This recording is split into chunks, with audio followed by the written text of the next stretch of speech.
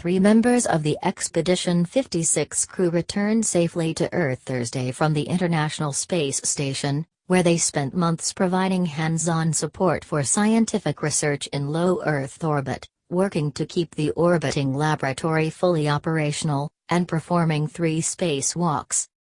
NASA astronauts Drew Feustel and Ricky Arnold, and cosmonaut Oleg Artemyev of the Russian space agency Roscosmos landed at 7:44 a.m. EDT, 5:44 p.m. in Kazakhstan, southeast of the remote town of Dzhezkazgan in Kazakhstan. The crew completed hundreds of experiments during its 197-day expedition in space. Highlights included an investigation to study ultra-cold quantum gases using the first commercial European facility for microgravity research, and a system that uses surface forces to accomplish liquid-liquid separation. The crew also welcomed 5 cargo spacecraft, which delivered several tons of supplies and research experiments.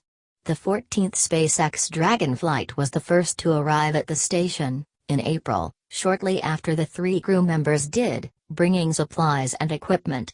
It was followed by the 15th Dragon, which arrived in July with additional supplies.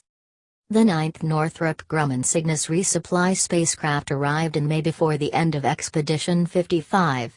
In August, a Russian Progress completed a record rapid rendezvous of less than 4 hours.